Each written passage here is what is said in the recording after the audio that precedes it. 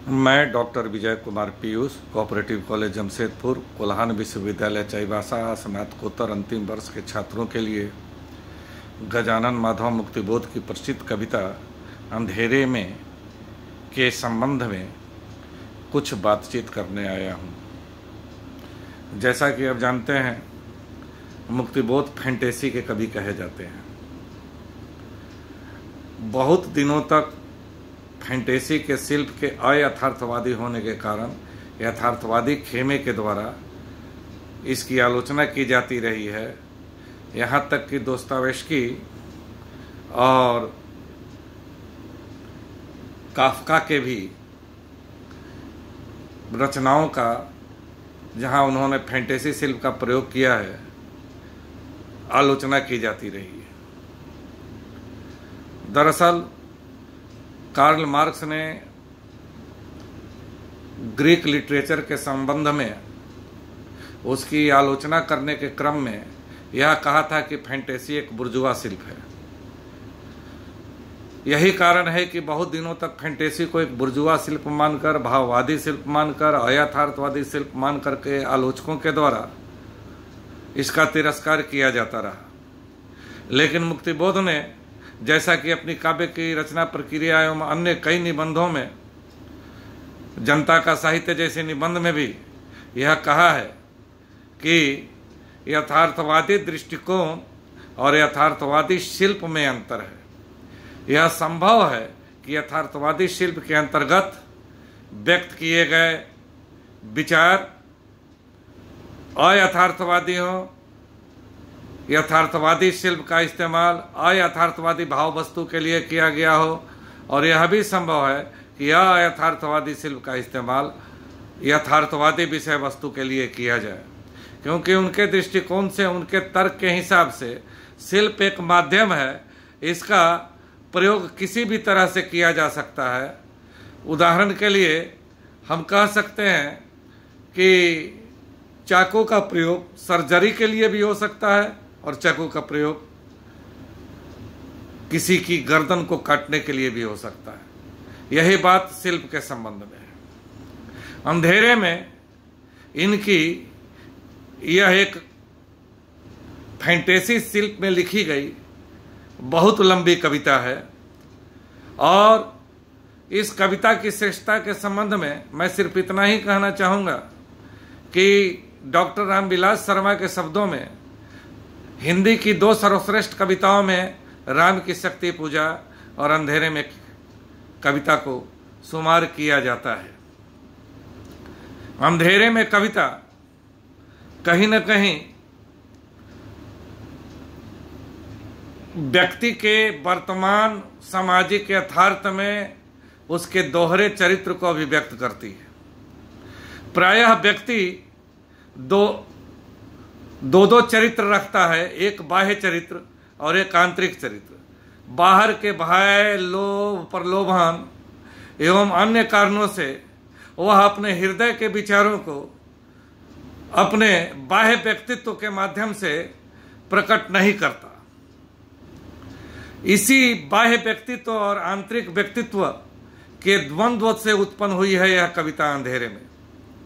अंधेरे में कविता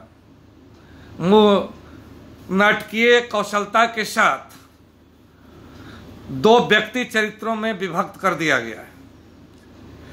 एक मैं और दूसरा वह व्यक्ति के मन के अंतर्गत, उसके अभ्यंतर में, बाहर जमाने के खौफ से या भय से या लालच से या किसी भी कारणवश से जो अभिव्यक्तियां प्रकट न हो पाई हैं, उस व्यक्तित्व को इस कविता में वह के नाम से संबंधित किया गया है। मैं को अपना वह अंतःकरण में दबा हुआ व्यक्तित्व आकर्षित करता है। वह उस व्यक्तित्व को बाहर लाना चाहता है, लेकिन बाहर लाने में खतरा है। यही कारण है कि मैंने अपने अंदर के व्यक्तित्व को अपने अभ्यंतर में, अपनी अंतरात्मा में कैद कर दिया है। या एक आत्मनिर्वासित व्यक्ति की कहानी है। जैसे दोस्तोयेव्स्की के प्रसिद्ध कहानी अंडरग्राउंड मैन में बाह्य दुनिया के खौफ से, डर से, भय से एक व्यक्ति ने अपने आप को गुहा में कैद कर लिया था, उसी तरीके से रचनाकार का जो व्यक्तित्व है वह सही रूप में बाहर अभिव्यक्त नहीं हो पाता। वह अपनी रचनाओं में सच्चाई को भय से, लोभ से, प्रलोभन से या अपनी कमजोरियों के कारण अभिव्यक्ति नहीं दे पाता, और उसका व्यक्तित्व उसकी जिंदगी के अंधेरे कमरों में एक तिलस्मी खोह में गिरफ्तार घूमता रहता है। इसी के साथ कविता की शुरुआत होती है कि जिंदगी के अंधेरे कमरों में लगाता है कोई एक लगातार चक्कर,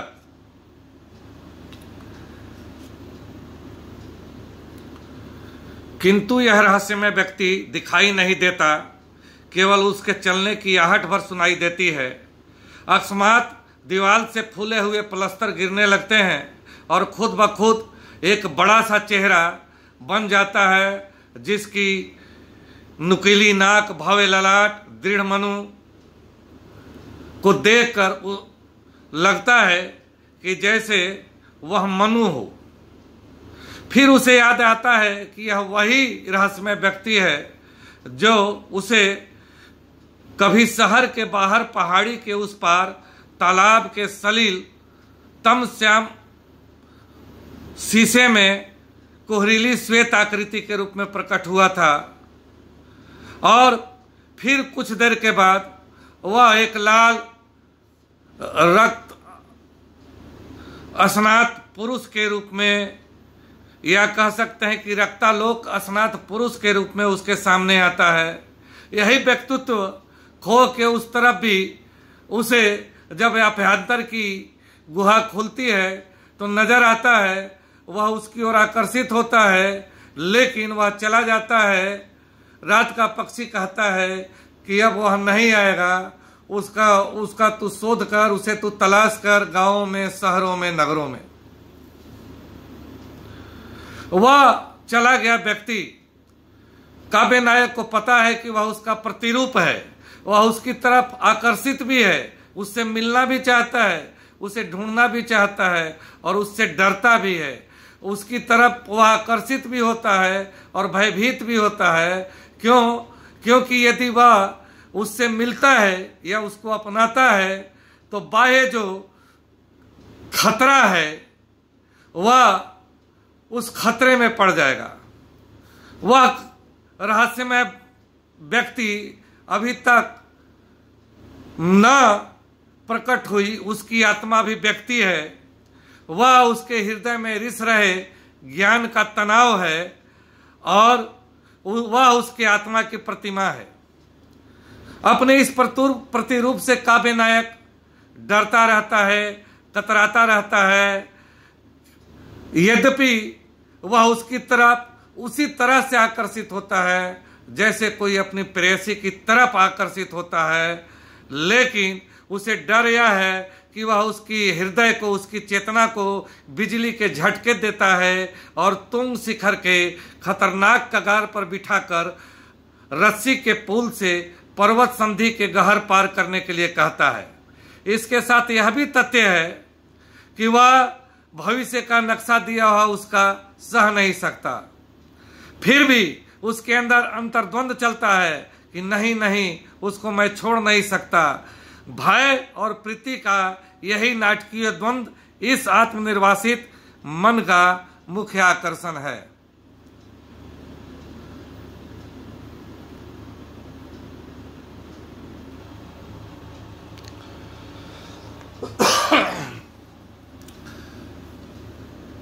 अंधेरे में कविता में काव्य नायक के द्वारा अपने खोए हुए व्यक्तित्व की यह तलाश विभिन्न रूपों में चलती रहती है, और फैंटेसी के शिल्प में कई कई घटनाक्रम फिल्मी शिल्प में, या जिसको हम कहते हैं सिनेमेटोग्राफी, उस तरीके से एक रील की तरह जिसमें दृश्य पर दृश्य आते चले जाते हैं, कविता आगे बढ़ती है। अपने काव्य नायक की तलाश में जब वह अपने व्यक्तित्व के तह से बाहर आता है, जब वह अपने अंतः व्यक्तित्व की तह से बाहर आता है, तो बाहर वह देखता है कि शासक वर्ग के द्वारा एक एक गली, एक एक चौराहे के ऊपर गहन पहरा बैठाया गया है ताकि कहीं कोई उनके विरोध में आवाज न उठा सके। चौराहे पर जो घंटा घर है, उस घंटे घर के बुर्ज पर गिद्धों की शक्ल में तानाशाह शासक के जासूस बैठे हुए हैं। यहाँ वहाँ पुलिस, मिलिट्री पूरे के पूरे वातावरण को एक तरीके से उस स्थिति में जकड़े हुए हैं जिसे हम कह सकते हैं कि मानो मार्शल लॉ लगा हुआ है। उसी क्रम में वह जब उस जगह पर खड़ा होकर जीभ की तरह पसरी हुई काली सड़क को देखता है, मानो कोई लंबी जीभ पसरी हुई हो और उसके दोनों तरफ जो बिजली के खंभे हैं, मानो वह उसके दांत हो। उसे दूर से एक प्रोसेशन दिखाई देता है। उस प्रोसेशन में वही लोग शामिल हैं जो दिन के उजालों में बड़े सभ्य बने फिरते हैं, बड़े नैतिक बने फिरते हैं। उसमें ऑफिसर हैं, धन्ना सेठ हैं, वकील हैं, बुद्धिजीवी हैं, नामी गिरामी पत्रकार हैं, लेखक हैं, या समाज के अभिजात्य वर्ग के सारे लोग हैं। उनमें से कोई उसे देख लेता है और कहता है, अरे अरे, इसने हमारा यह असली चेहरा देख लिया, मारो पकड़ो, भागने न पाए। यह भागता है और इसी के साथ तानाशाह व्यवस्था के साथ इसका द्वंद्व शुरू होता है और फैंटेसी के एक दृश्य में उसे पकड़कर लोहे की एक पुरानी कुर्सी पर बैठाकर उसके दिमाग को फाड़कर उसकी स्क्रीनिंग की जाती है कि देखा जाए कि किस हिस्से में कहाँ कौन से इसके विरोधी विचार पल रहे हैं, कहाँ पर खतरनाक ढंग की भावनाएं पल रही हैं, कहाँ पर खतरनाक ढंग का आवेश है, कहाँ पर इसके सत्य का आभास है, उसको निकाल करके इसके दिमाग से ऑपरेशन करके बाहर निकाला जाए। इसी तरीके से वह भागता फिरता है। कुल मिलाकर के जिस वातावरण के सृष्टि मुक्तिबोध करते हैं वह एक फासिस्ट वातावरण है, जहां पर किसी भी व्यक्ति को सच बोलने की आजादी नहीं है। यदि वह सच बोलता है तो उसे कैद कर लिया जाता है या मार दिया जाता है। उदाहरण के लिए इसी कविता के एक दृश्य में एक मृत कलाकार भी उसे एक अंधेरे कमरे में दिखाई देता है। उसकी गलती सिर्फ इतनी थी कि उसने सत्य का चित्रण करना चाहा था और हत्यारी व्यवस्था को पहचान लिया था। इन सब के बावजूद वह बार बार संकल्पित होता है कि अपने हृदय के आभ्यंतर के खोह में कैद जो चेतना की मनियां हैं, जो निष्प्रभ हैं, जो अभी रेडियो एक्टिव नहीं हैं, जो उसके आवेश के और विवेक के रत्न हैं, उनको उसे बाहर लाना ही पड़ेगा। और फिर जब वह बाहर लाता है और उन रंगीन मनियों को इकट्ठा करता है, यानी वह काव्य रचना में उसको प्रयुक्त करना चाहता है, तो देखता है कि वो निष्प्रभ हैं, ठंडे हैं, सक्रिय नहीं है। कहीं न कहीं काव्य नायक या मुक्तिबोध यह बताना चाहते हैं कि सिर्फ सौंदर्य के दृष्टिकोण से तत्वों को किसी कविता में इकट्ठा कर देने भर से कविता में जान नहीं आ जाती है। कविता में जान आने के लिए जरूरी है कि उसको समकालीन यथार्थ से भी जोड़ा जाए, उसके अंदर विवेक और आत्मा के अंतर्गत जो व्यवस्था के प्रति जो क्षोभ है, जो आक्रोश है, वह भी प्रकट हो।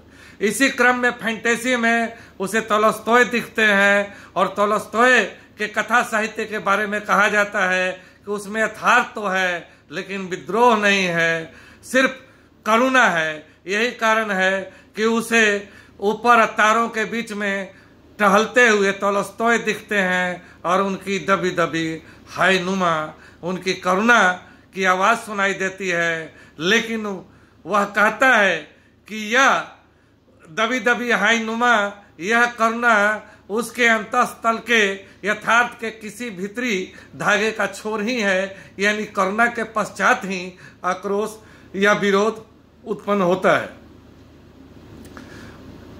उसे लगातार उस खोए हुए व्यक्तित्व की, उस खोए हुए अस्मिता की एक सुगंध लगातार उसे महसूस होती है, जैसे किसी वीरान खंडहर में कहीं पर छुपी हुई कोई चमेली या किसी और फूल की खुशबू अपने आप को प्रसारित करती रहती है। तोलस्टॉय के जाने के बाद गांधी आते हैं। गांधी उसके हाथों में एक शिशु थमा देते हैं और वह शिशु फूल में बदल जाता है और फिर फूल बंदूक में बदल जाता है। कहीं न कहीं फैंटेसी प्रतीकात्मक रूप में शिशु यानी भविष्य का द्योतक है और फूल कहीं न कहीं सौंदर्य बोध का, सत्य बोध का, सच्चाई का प्रतीक है और बंदूक उसके विरोध का प्रतीक है। इसी तरीके से वो लगातार उसे वह व्यक्तित्व आकर्षित करता रहता है और वह उसके ढूंढने के क्रम में कई कई गलियों में, कई कई जगहों पर जाता है और कविता के अंतिम खंड में जन क्रांति की शुरुआत होती है।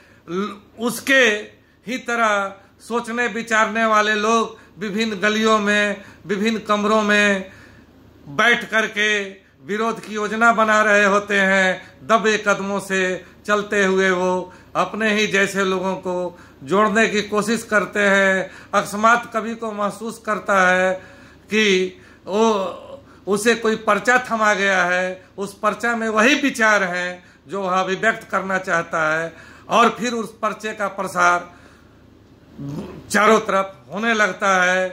कहीं आग लग गई, कहीं गोली चल गई, जैसी स्थितियों का सृजन होता है और वृक्षों पर जो है घोंसले हैं, इतनी कारतूस चलाए जाते हैं कि घोंसलों तक में कारतूस भर जाता है। और इसी जन क्रांति के दौरान कविता के अंत में उसे वह अपना खोया हुआ अभिव्यक्ति, वह उसका खोया हुआ व्यक्तित्व, उसकी वह खोई हुई अस्मिता एक जुलूस में दिखाई देती है और उसे महसूस होता है कि जनता के बीच में जाकर के ही अपनी खोई हुई अभिव्यक्ति को प्राप्त किया जा सकता है। इसलिए कविता की समाप्ति के अंश में लिखता है, इसलिए मैं हर गली में और हर सड़क पर झांक झांक देखता हूं हर एक चेहरा, प्रत्येक गतिविधि, प्रत्येक चरित्र या हर एक आत्मा का इतिहास, हर एक देश व राजनीतिक स्थिति और परिवेश, प्रत्येक मानवीय स्वानुभूत आदर्श, विवेक प्रक्रिया, क्रियागत परिणति खोजता हूं पठार, पहाड़, समुंदर, जहां मिल सके मुझे मेरी वह खोई हुई परम अभिव्यक्ति, अनिवार्य आत्मसंभवा। इससे पूर्व यह भी संकल्प ले चुका होता है कि अपनी उस अभिव्यक्ति को प्राप्त करने के लिए उसे व्यवस्था के दुर्ग और गढ़ को तोड़ने ही होंगे, उसे तोड़ने ही होंगे दुर्ग, गढ़ और मठ सब, तब जाकर के उसे प्राप्त होगी उसकी वह खोई हुई आत्मसंभवा अभिव्यक्ति। इस कविता में मैं और वह के बीच का द्वंद्व, अपने अंतर्मन के विवेक को, विचारों को, आक्रोश को, आक्षेप, क्षोभ को बाहर में प्रकट कर सकने के साहस का चित्रण किया गया है। दरअसल मुक्तिबोध के व्यक्तिगत जीवन में भी उनकी किताब पर रोक लगाई गई थी, इसलिए कहीं न कहीं उनके मन में यह बात थी कि यदि आप सही बात को प्रकट करते हैं तो आपको तरह तरह से प्रताड़ित किया जाएगा, लेकिन बावजूद इसके वह अपनी कमजोरियों से, भय से, प्रलोभन से, सभी चीजों से ऊपर उठ करके और अपने खोई हुई अस्मिता से पुनः एकाकार होने का संकल्प लेता है, पुनः उसको प्राप्त करने का संकल्प लेता है, और साथ ही साथ वह जानता है कि उसकी खोई हुई यह अभिव्यक्ति, उसकी विवेक, उसके सद्विचार, उसके मूल्य उसे तभी प्राप्त होंगे जब वह व्यापक जन से जुड़ेगा, तभी जाकर के वह शासक वर्ग का विरोध सही ढंग से कर पाएगा, तभी उसके कविताओं के रेडियो एक्टिव तत्वों में सक्रियता आएगी, तभी वह तेजस, ओज और कहीं न कहीं आग से जुड़ेगा। यह भी ध्यातव्य है कि प्रगतिशील कविता के संबंध में लिखते हुए डॉक्टर नामवर सिंह ने कहा था कि किसी भी रचनाकार की मौत हिरण्यकश्यपु की तरह जमीन से ऊपर उठ जाने पर होती है। तो कहीं न कहीं अंधेरे में यह कविता जमाने की जमीनी सच्चाई को, जो भय और डर से रचनाकार अपने मन के अभ्यंतर में कैद करके रखे हुए है, जमाने के खौफ से बेपरवाह होकर के उसे बाहर लाने की छटपटाहट दिखाती हुई कविता है। फैंटेसी के शिल्प में रची गई यह कविता एक ऐसी कविता है जो यथार्थ को विस्फारित करके, विकृत करके ही सही, लेकिन आज के क्रूर और गहन यथार्थ को हमारे और आपके समक्ष उद्घाटित करती है। हाँ, यह कविता विरूपित भले दिखाई दे, लेकिन कहीं न कहीं नरेश मेहता के शब्दों में यह कथन भी सही है कि मुक्तिबोध की कविताएं यथार्थ की विस्फारित हिडिंबाएं हैं। अंधेरे में कविता शिल्प के स्तर पर ही नहीं बल्कि प्रस्तुति के स्तर पर भी एक अद्भुत कविता है। अंधेरे की पृष्ठभूमि इसमें कवि ने इसलिए रखा है क्योंकि अंधेरे की पृष्ठभूमि में चीजें ज्यादा गहन ढंग से यदि थोड़ा भी प्रकाश उन पर डाला जाए तो ज्यादा आलोकित होती हैं और बिंबों को अंधेरे में प्रकट करने में ज्यादा सहूलियत होती है। उदाहरण के लिए, यदि अंधेरा नहीं होता तो मरी हुई काली जीभ की तरह सड़क पर आते हुए उस प्रोसेसन का इतना ओजपूर्ण वर्णन नहीं हो सकता।